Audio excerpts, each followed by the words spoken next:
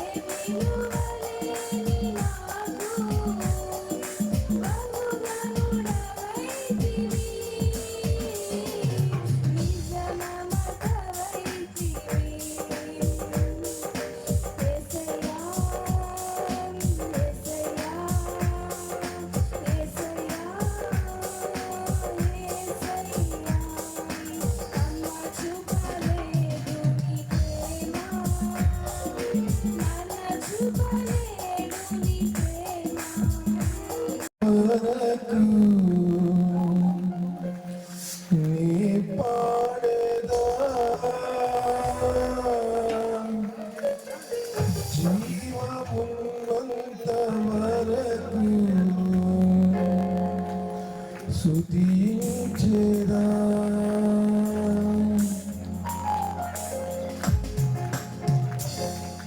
ప్రాణమున్నంత వరకు నీ పాడెదా జీవమున్నంత వరకు స్తుతించెదా ప్రాణమున్నంత వరకు నీ పాడెదా జీవమున్నంత వరకు స్తుతించెదా నీ నామం కొనియాడే దినమెల్లా పాడెదను నీ పలుకే నా స్వరమై జగమంతా తాకెదను నీ నామం కొనియాడే దినమెల్లా పాడెదను నీ పలుకే నా స్వరమై జగమంతా తాకెదను ప్రాణమున్నంత వరకు నీ పాడెదా జీవమున్నంత వరకు స్తుతించెదా ప్రాణమున్నంత వరకు నీ పాడెదా జీవమున్నంత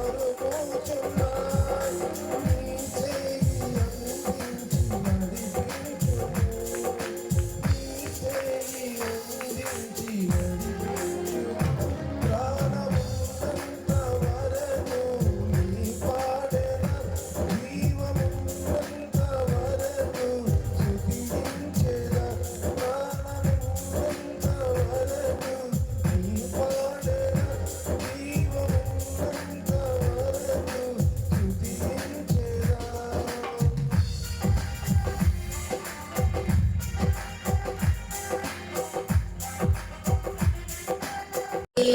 నా కృపామయుడా నీలో నా నివాసింపచేసిన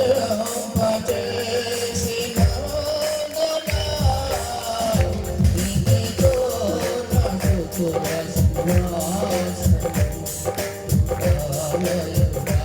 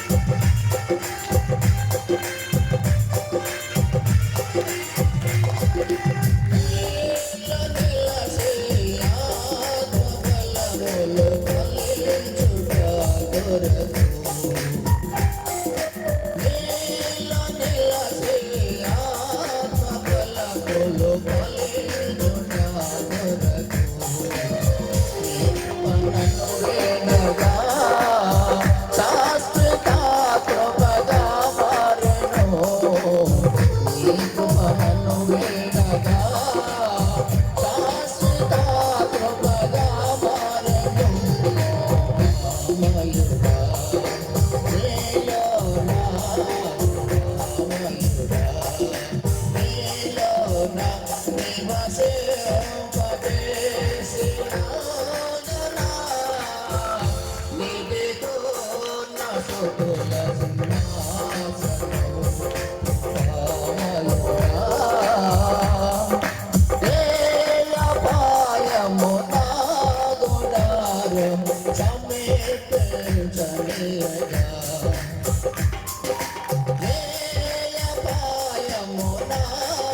నా స్థితి అంటే నాకు అర్థం వచ్చింది. నేను ప్రార్థన చేసుకుందామండి. ప్రార్థన చేసుకుందాం. ఏ ఒక్కరు మనమున్నది యేసయ్యా నాతో మాట్లాడయ్యా. దేవా నువ్వు మాట్లాడితే నేను బ్రతుకుతాను ప్రభు.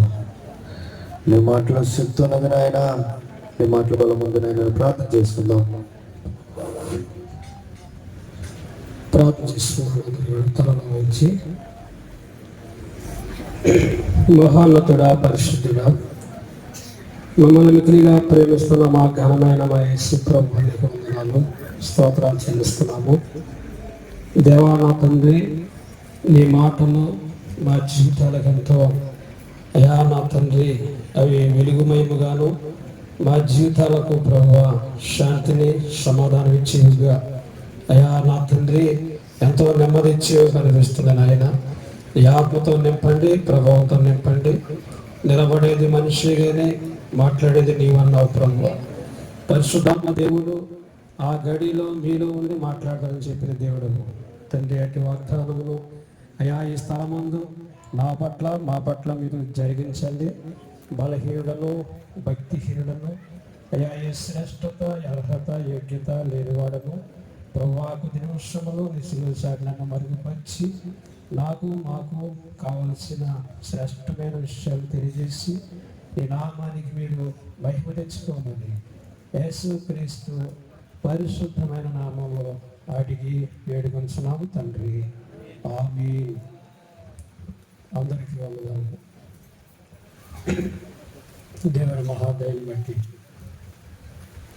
మరి ఈ రెండవ రోజు పగటికాల సమయంలో నన్ను కూడా ఈ స్థలంలోనికి ప్రభువు తీసుకొచ్చాడు. ప్రభుని అందరూ బట్టి ప్రభునామానికి ఎంతగానో స్తుతిస్తూ ఉన్నాను. దేవుని పరిశుద్ధ వాక్యం నుండి చిన్న వాక్యం చూస్తున్నామండి. యెషయా గ్రంథము 58వ అధ్యాయము 10వ వచనం చదువుతాం చూడండి.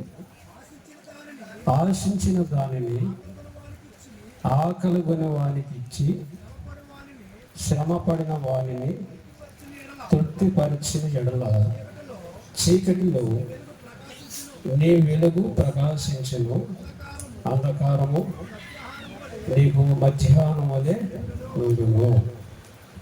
పిల్లలు చూడండి, ఇక్కడ దేవుని వాక్యమును పరిశీలన చేస్తే ఒకటి అంధకారము, ఇంకొకటి చీకటి. చీకటి అంధకారమును పరిశీలన చేస్తే మనిషి చీకటి అంటే ఇష్టపడడు, అంధకారమైన ఇష్టపడడు. చూడండి, మనం ఇక్కడ పరిశీలన చేసినట్లయితే చీకటిలో నీ వెలుగు ప్రకాశించును, అంధకారము నీకు మధ్యాహ్నం అదే ఉండును. చీకటి పరిస్థితులు సంభవించిన మనకు వెలుగు ప్రకాశించినని, అంధకారము మన జీవితంలో ప్రవేశించిన అది మధ్యాహ్న కాలం వల్లే ఉంటుందని యేసు ప్రభువు తెలియజేస్తున్నాడు. చూడండి, ఇటు దీవెన మనం పొందుకోవాలంటే దేవుని వాక్యం తెలియజేస్తుంది, ఆశించిన దానిని ఆకలిగొన్న వానికి ఇచ్చి. ఆశించిన దానిని ఎవరికి ఇవ్వాలంట? ఆకలిగొన్న వానికి ఇవ్వాలి. పిల్లలు చూడండి, మనం పరిశీలన చేస్తే మరి మన యొక్క బ్రతుకు వెలుగుమయముగా మారిపోవాలంటే, అంధకారము మధ్యాహ్నం వలె మారిపోవాలంటే, మరి ఆకలితో ఉన్న వారికి చూడండి, ఎక్కడ చూస్తే చూడండి, ఆకలి తీరిస్తే సరిపోతుందా? అది ఒక పాత్ర ఉన్నది. యేసు ప్రభువు చెప్పాడు, ఆకలి ఉన్న వారికి ఆహారం పెట్టుటయు, వస్త్రహీనులకు వస్త్రాలు ఒకటి. చూడ అనేక విషయాలు చెప్పుకుంటూ ప్రభు అంటాడు, ఇదే కదా నాకు ఇష్టమైన ఉపవాసం ఉంటాడు.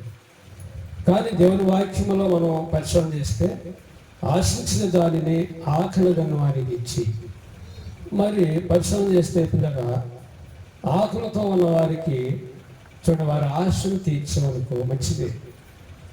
ఆశించిన సమయంలో చూడండి, మనము ఏది ఆశిస్తున్నామో అది ఆకలి గల వారికి ఇవ్వటము, పెట్టడము మంచిది.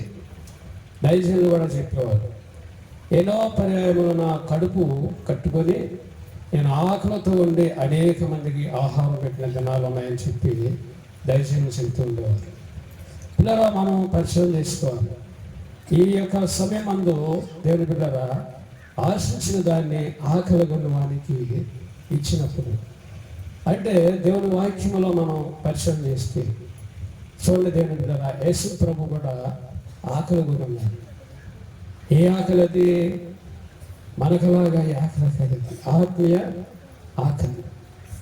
చూడండి, ఆయన ఆకలి కొని ఒక ప్రాంతంలోకి వెళ్ళాడు. ఆ బేతనీయానికి వెళ్ళినప్పుడు దూరం నుంచి చూశాడంట అంజూరపు చెట్టు. ఆ చెట్టుని చూసి యేసుప్రభు అనుకున్నాడు, ఆ చెట్టు దగ్గరికి వెళ్తే నా ఆకలి తీర్చబడుతుంది, నా ఆకలి తీర్చబడుతుంది. సరే అని చెప్పి యేసుప్రభు ఆ చెట్టు దగ్గరికి వెళ్ళి చూసేసరికి ఆ చెట్టు మీద ఆకులు తప్ప పొల మొక్కలు కూడా లేదు, ఒక్క కాయ కూడా లేదు. ఆకులు మాత్రం ఎలాగున్నాయి? పచ్చగా ఉన్నాయి, పచ్చగా రమ్యముగా కనబడుతుంది ఆ చెట్టు. చెట్టు అనగా ఎవరు? నీవు నేనే. నెబుకద్నెజరు అనే రాజుకి చూడండి ఒక కళ వస్తుంది. ఆ కళలో ఒక బ్రహ్మాండమైన పెద్ద చెట్టు, భూతలమంతా వ్యాపించినంత చెట్టు. చూడండి, ఆ చెట్టు కింద అనేక మంది విశ్రాంతి తీసుకుంటున్నారు. ఆ చెట్టు యొక్క ఆకులు అనేక మందికి ఔషధంగా ఉపయోగపడుతున్నాయి. ఆ చెట్టు మీద అనేకమైన ఆకాశ పక్షులు విశ్రాంతి తీసుకుంటున్నాయి. అటువంటి చెట్టు చూడండి నరకబడిందంటండి, బొద్దయిపోయింది. ఆ కళను చూసిన ఆ రాజు భయపడిపోయాడు. ఆ దేశంలో ఉన్నటువంటి శిఖరిగాండ్రను, గారడి విద్య గల వారును చాలా మందిని పిలిచిన కలభావం ఏంటో చెప్పండి, ఆ చెట్టు నరకబాటం ఏంటి, అంత పెద్ద ఆ చెట్టు మోడుగా మారిపోవటం ఏంటి చాలా అడిగితే ఎవరు కూడా చెప్పలేకపోయారు. రాజు యొక్క కళాభావం ఎవరు చెప్పలేకపోయారు.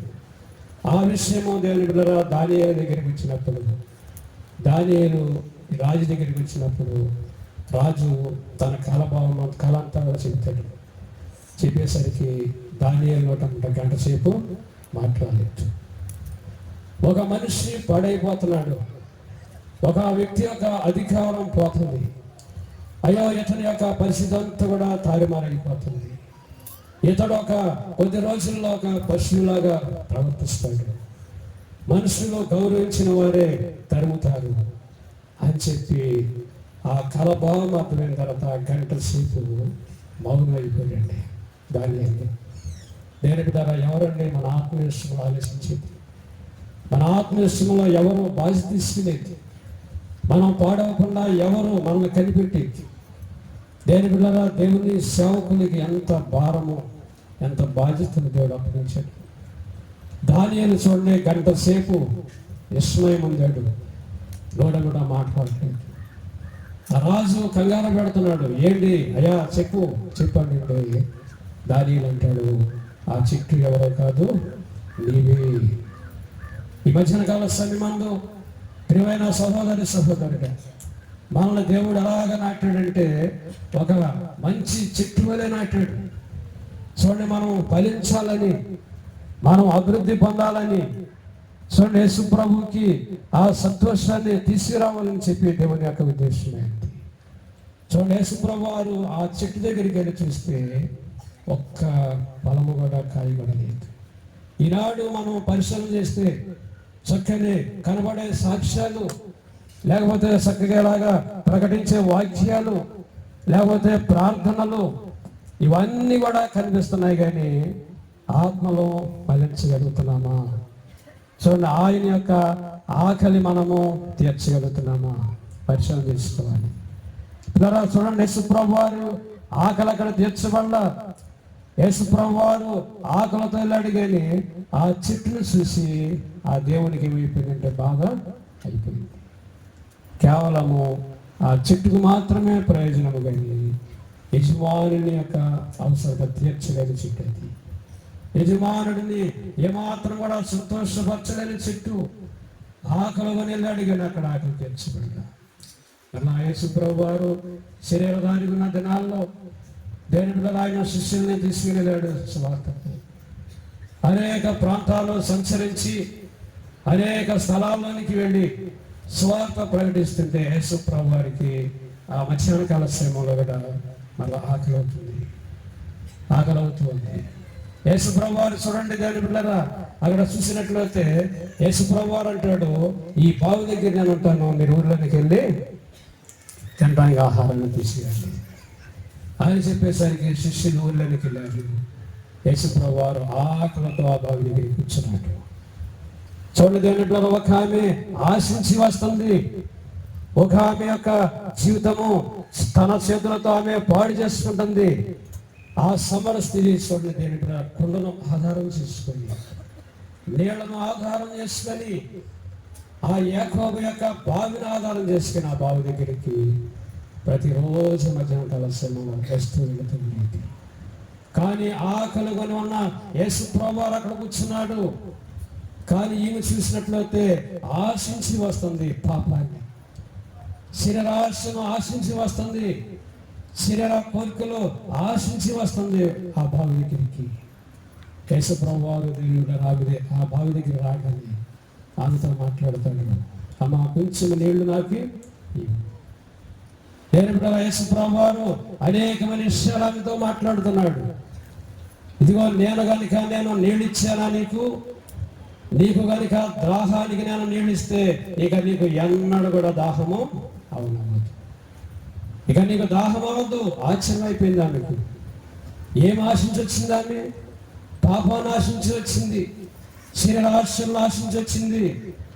చూడండి అక్కడ చూసినట్లయితే ఎన్నడూ ఎరగనట్టు యేసుప్రభుని ఎరగన ఆమె పిల్లరా. యేసుప్రభు యొక్క బోధ ఎన్నడూ ఎనలేదు ఆమె. ఆశించి వచ్చింది బావి దగ్గరికి.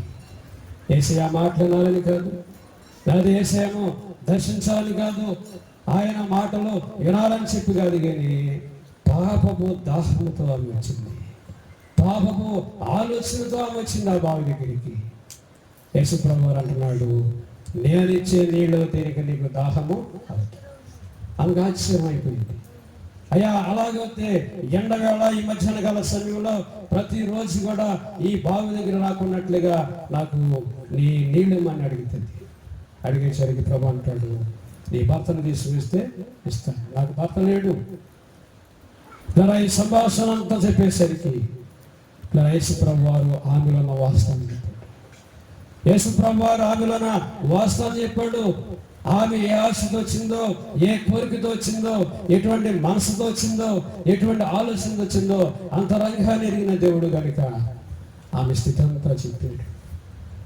ఆమె ఆశను వచ్చింది యేసుప్రభు వారు చెప్పాడు, నీకు భర్త లేడని చెప్తున్నావు కానీ నీకు 5 పెరుగుతున్నారు. ఇప్పుడున్నవాడు నీకు పెరుగుటి కాదు. దేని బిడ్డలు అక్కడ ఆత్మీయ విషయాలు చెబుతున్నాడు ప్రభు. చూడండి దేవుని బిడ్డలు ఆమె వెంటనే ఆమె లోబడిపోతుంది. ఎవరికి తెలుసా? నిజమే ప్రభు, అయ్యా నిజమే, నాలో వేషధారణ ఉంది, నిజమే నాలో అవిధేయత ఉంది. నేను ఆశించి పాపాన్ని ఆశించి బాబు దగ్గరికి వస్తున్నాను కానీ ఇంకొక విధంగా రావట్లేదు. నేను ఇక్కడ మనం పరిశీలన చేసినట్లయితే ఆశించిన దానిని ఎవరు చెబుతుందంటే యేసుప్రభు వారు చెబుతుంది. నిజమే అని చెప్పగలుగుతుంది. ఒక కొన్ని మాటలకి యేసుప్రభు వారు చెప్పిన 5 నిమిషాలు 10 నిమిషాలు మాటలకే ఆమె జీవితంలో పరిపూర్ణత చేసిందండి. కొండ పగలగొట్టేసింది. అక్కడ ఊర్లోనికి వెళ్ళిపోయింది. ఏం జరుగుతుందో తెలుసా? నేను చేసిన వారిని నాతో చెప్పిన వారిని మీరు కూడా సుదీర్ఘంటండి. మరి మధ్యాహ్న కాల సమయంలో ఎంత వాక్యం మనం వింటున్నాం, ఎన్ని దేవుని సాక్ష్యాలు వింటున్నాం, ఎన్ని ఆత్మీయ విషయాలు మనకు అర్థమవుతున్నాయి. కానీ దేవుని బిడ్డలు విడిచిపెట్టగలుగుతున్నామా? ఈ లోకాన్ని పాపాన్ని జయించగలుగుతున్నామా? దేని బిడ్డలు ఇక్కడ మనం పరిశీలన చేసినట్లయితే ఆశించిన దాన్ని ఎవరికి ఇవ్వాలి? ఆకలి ఉన్నవానికి ఇవ్వాలి. మంచిది. ఎట్లా ఆకలితో ఉన్న వారికి ఆహారం పెట్టండి, మంచిది. వస్త్రహీనులు కనపడినప్పుడు వస్త్రాలు ఇవ్వండి. దేని బిడ్డల సహాయం చేయాలి, మంచిదే. అది కూడా పరిశుద్ధ గ్రంథంలో మన ఆత్మీయ జీవితంలో అది కూడా ఒక భాగము పిల్లలు. కానీ యేసుప్రభువు వారు ఈ మధ్యాహ్న కాల సమయంలో చూడండి, ఆకలితో ఉన్నాడు. ఆకలితో ఆయన ఎదురు చూస్తున్నాడు. ఆయన ఆకలి మనం తీర్చగలమా? వచ్చేసారండి శిష్యులు. ఆహార పదార్థాలు తీసుకొని యేసుప్రభువు దగ్గరికి వచ్చి, అయ్యా భోజనం చేయండి, భుజించండి అని చెబుతుంటే యేసుప్రభువు అంటున్నాడు, నా ఆకలి తీరిపోయింది. శిష్యులకు అర్థం కాలేదండి. శిష్యులకు అర్థం కాలేదు. అనుకుంటున్నారు ఎవరో వచ్చి ఈయనకు ఆహారం పెట్టారేమో, ఎవరో వచ్చి నీకు ఆహారము పెట్టారేమో కనుక ఈయన ఆకలి తీర్చబడింది అనుకుంటున్నారు. ఈనాడు పిల్లరా ఆ రోజున చూస్తే శిష్యులకు అర్థం కాలేదు ఆయన ఆకలి ఏమిటి, ఆయన ఆకలి తీర్చబడటం ఏంటో శిష్యులకు అర్థం కాలేదు. ఈ రోజు మనకు కూడా అర్థం కావట్లేదు. ఆయన ఆకలి తీర్చాలంటే మనం ఏది ఆశించామో? ధనాపేక్ష ఆశించామా? ప్రభువా ఇదిగో నాలో ఈ ధనాపేక్ష ఉంది, ఇచ్చే ప్రభు దగ్గర దిద్దుకో, చెప్పుకో, మంచిది, సరి చేసుకో. అతిక్రమంలో దాచిపెట్టినవాడంట వర్దెలడంటండి. దాన్ని ఒప్పుకొని విడిచిపెట్టాలి. ఇక్కడ నేను ఒక విషయంలో ఒప్పుకున్నాను కానీ విడిచిపెట్టలేదు. మారు మనసు పొందేటప్పుడు నా ప్రభు ఒక లోటు చూపించాడు నాకు. ఒక అతనికి ఇలా నేను వడ్డీకి ఇచ్చాను, డబ్బులు కొంచెం వడ్డీకి ఇచ్చాను. అది దయచేసి చెప్పలేదు, ఎవరు చెప్పలే. నేను ప్రార్థన చేస్తుంటే దేవుడే నాకు అర్థం చేశాడు.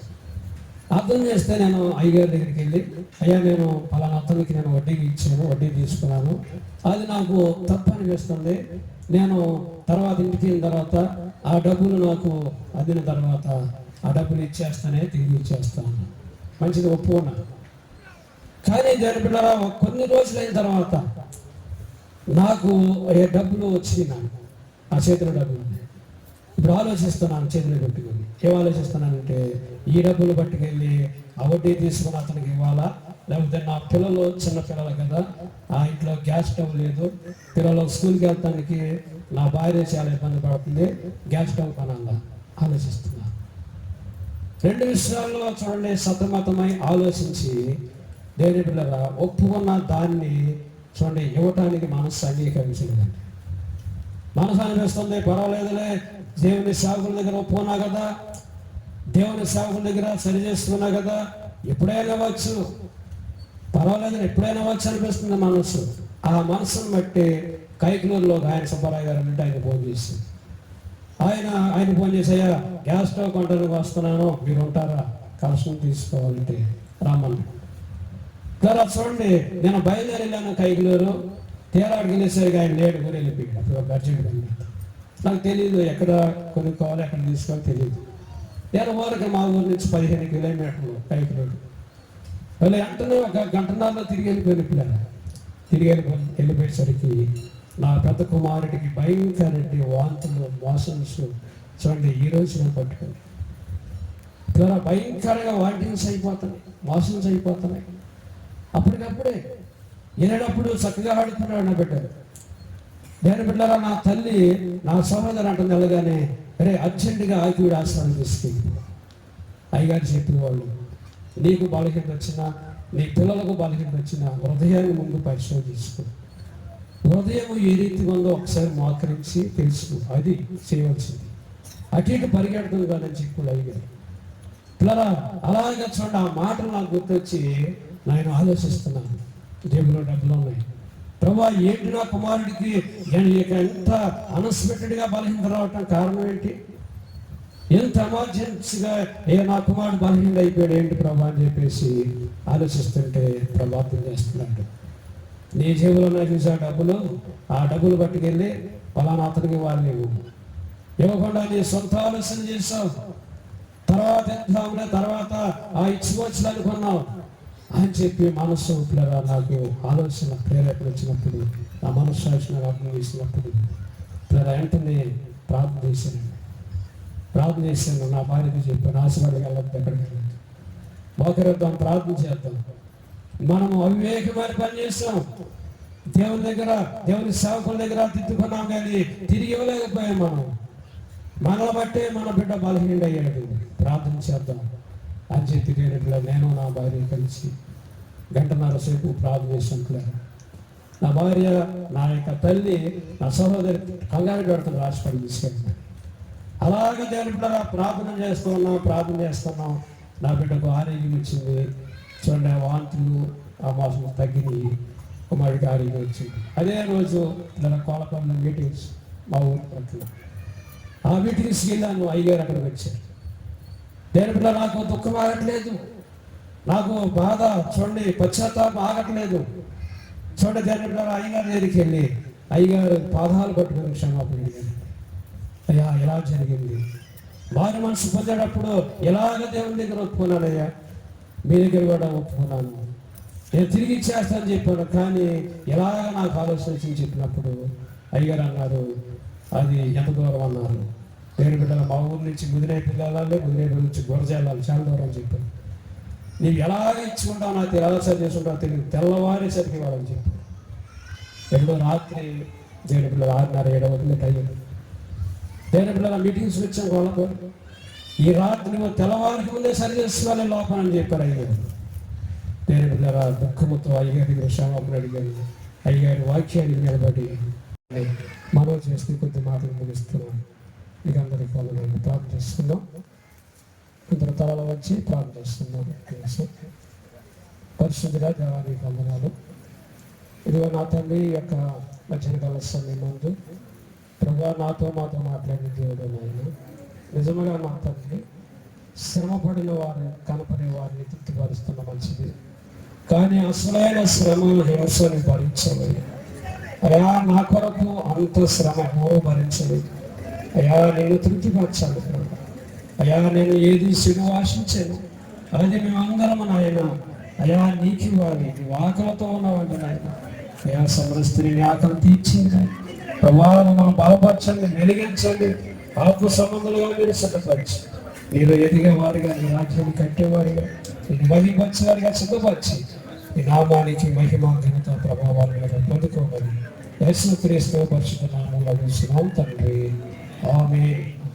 దేవుడవు నీవే యేసయ్యా, చూడముచ్చటాయని సుకుమార సుమములైన నీ నేత్రాలంకృతము. చూచుచున్న దేవుడవు నీవే యేసయ్యా, చూడముచ్చటాయని సుకుమార సుమములైన నీ నేత్రాలంకృతము.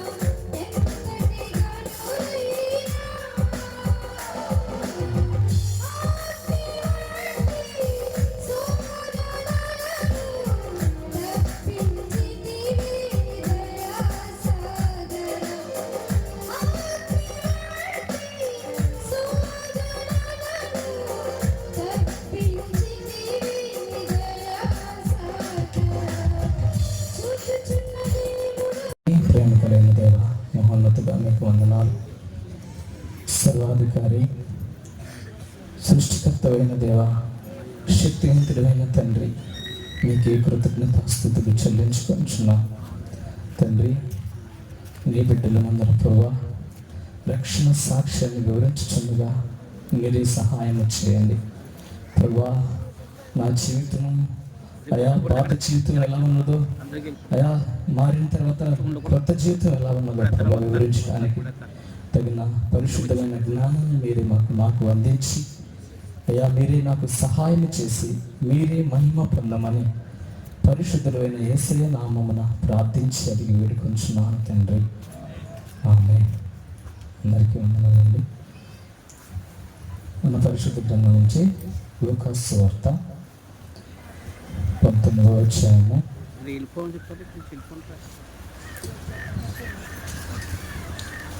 10వ వచనం చదువుతున్నాం.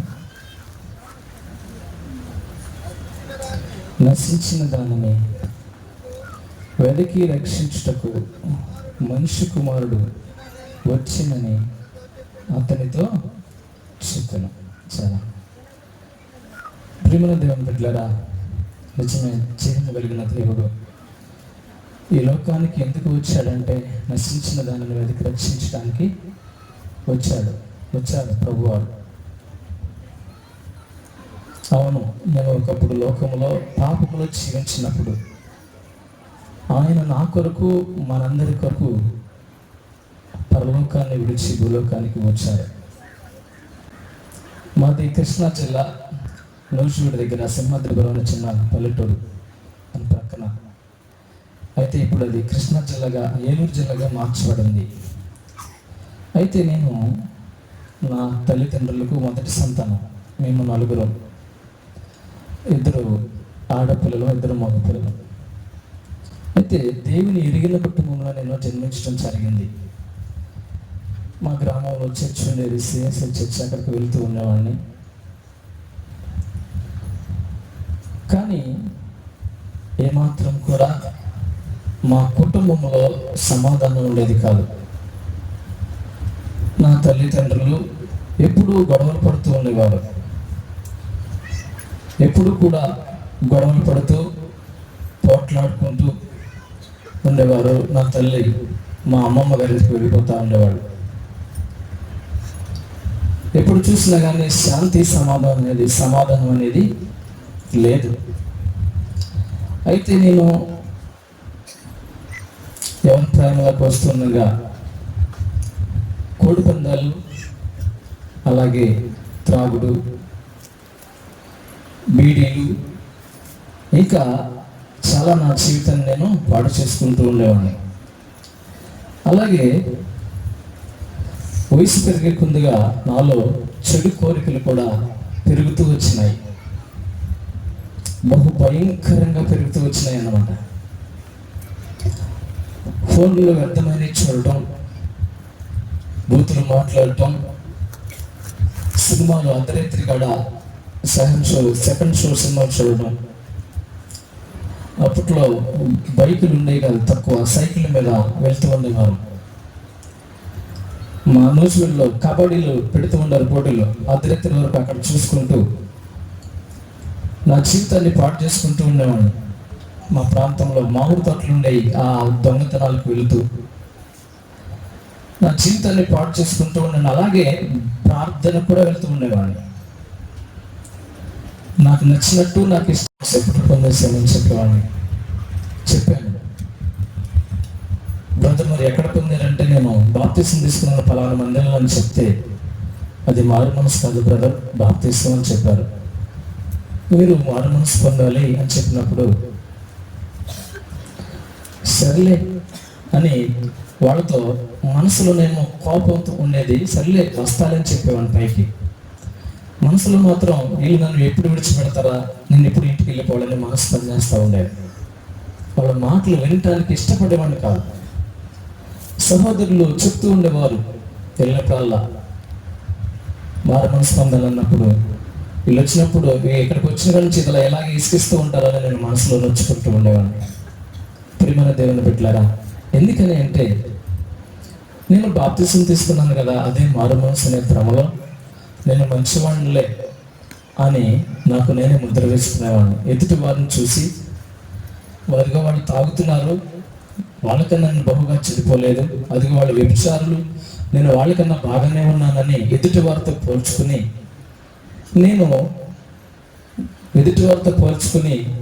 నన్ను నేను మంచివాడిని ముద్ర వేసుకునేవాడిని. కానీ నాలో మంచి ఉందంటే ఏమాత్రం కూడా లేదు. అది నా అంతరంగానికి నాకు మాత్రమే తెలుసు, బయట వాళ్ళకి తెలియదు. బయట వాళ్ళకి బైబిల్ పట్టుకుని ప్రార్థనకు వెళ్ళటం మాత్రమే, వాళ్ళు పైరూపాన్ని మాత్రమే చూస్తారు, కానీ అంతరంగము వారికి తెలియదు. కానీ అంతరంగాన్ని మాత్రం దేవుడు చూస్తున్నాడు, దేవుడు పరిశీలిస్తున్నాడు. సరేదని మా ప్రాంతం నుంచి మా ఇంటి ముందల బాబాయ్ గారి కోళ్ళు, మా ఇంటి వెనకమల పెదనాన్న గారి కోళ్ళు కొంతమంది ఆ ప్రాంతానికి మారు మనసు పొందడానికి మండవల్లి వెళ్ళటం జరిగింది. అయితే మా బాబాయ్ గారి కోడలు గారికి పిల్లలు లేరు, 7 సంవత్సరాల నుంచి చాలాసార్లు తిరిగారు. అయితే అక్కడికి వెళ్ళిన 2 నెలల్లోనే ఆ సహోదరి గర్భవతి అవ్వడం జరిగినప్పుడు వాళ్ళ ప్రవర్తన నేను చూశాను. వాళ్ళ ప్రవర్తన చాలా విచిత్రంగా ఉంది. అంటే వాళ్ళు ప్రార్థన ఎక్కువగా చేసుకుంటున్నారు. వాళ్ళ ఇదివరకు పాత జీవితంతో ఉన్నప్పుడు వాళ్ళ వస్త్రాలు సరిగా ఉండేవి కాదు. ఇప్పుడు క్రమంగా ప్రార్థన చేసుకుంటున్నారు. వాళ్ళ వస్త్రాల విషయంలో, మాటల విషయంలో చాలా జాగ్రత్తగా ఉంటున్నారు. నేను గమనిస్తూ ఉండేవాడిని. పక్కనే గోడ అడ్డం, వాళ్ళ ఇల్లు మా ఇంటి పక్కన ఎదురే. వాళ్ళు ఏం చేసినా మాకు వినపడుతూ ఉండేది. ఆ ప్రార్థన నేను వింటూ ఉండేవాడిని. అయ్యో, ఇదివరకు ఈ అమ్మాయి ఇలా ఉండేది కాదు, విరుద్ధంగా మాట్లాడేది, సరసాలు మాట్లాడుతూ ఉండేది. కానీ ఈమెలో ఎంత మార్పు ఎలా వచ్చిందని నేను కొంచెం నాకు మనసులో, నాకు కూడా అప్పుడు నేను కూడా వెళితే బాగుందని మనసు వచ్చినప్పుడు సరేనే వెళ్దాము అని అనుకున్న సమయంలో కారణం లేకుండా నా చేయి చిట్టడం జరిగింది. కారణం ఏమీ లేదు, నాకు అప్పుడు తెలీదు. జయ జీవితం అంటే తెలీదు, ఉపవాస ప్రార్థన తెలీదు, భక్తి ఎలా చేయాలో తెలీదు, ప్రార్థన ఎలా చేయాలో తెలియదు. కాబట్టి అక్కడికి ప్రార్థనకి వెళ్ళి బైబిల్ పట్టుకుని ఆ వాక్యం విని వచ్చేసేవాళ్ళం. అక్కడ పెట్టిన భోజనాలు మాత్రం తిని వచ్చేసేవాళ్ళం. ఆ భోజనాలు మాత్రమే గుర్తున్నది, కానీ వాక్యం మాత్రం ఏమాత్రం గుర్తున్నది కాదు. తర్వాత మరలా చేయి చెట్టిన తర్వాత మరలా 6 నెలలకి మరలా మారు మనసు మీటింగ్స్ పెట్టినప్పుడు నా భార్య నేను వెళ్ళడం జరిగింది. అక్కడికి వెళ్ళినప్పుడు మారు మనసులో ప్రార్థనలో కూర్చోవడం జరిగింది. ప్రార్థన చేసుకుంటూ ఉండగా మొదటి రోజు వెళ్ళిపోదాము, ఎందుకు వచ్చాను ఇక్కడికి అనిపించింది. సర్లే, మా గ్రామస్తులు అడిగినప్పుడు చెప్పాలి, ఇప్పుడు వెళ్ళిపోకూడదని మరలా ప్రార్థన చేసుకుంటూ ఉన్నాను. మరలా ఒక ఆలోచన వచ్చింది, ఏం జరిగినా సరే ఉపవాసం ఉండి ప్రార్థన చేసుకోవాలి, దేవుడు మాట్లాడే వరకు వెళ్ళకూడదని ఒక ఆలోచన నాలో నుంచి రావటం జరిగింది. అప్పుడు ప్రార్థన చేసుకుంటూ ఉండగా నేను చిన్నప్పటి నుంచి నా జీవితం ఒక తెర మీద కనపడుతూ ఉంది. నా రాత జీవితము, నేను ఎలాంటి జీవితం జీవించానో ప్రతి ఒక్కటి కూడా ఆ తెర మీద కనపడుతూ ఉన్నప్పుడు నేను చాలా దుఃఖపడ్డాను.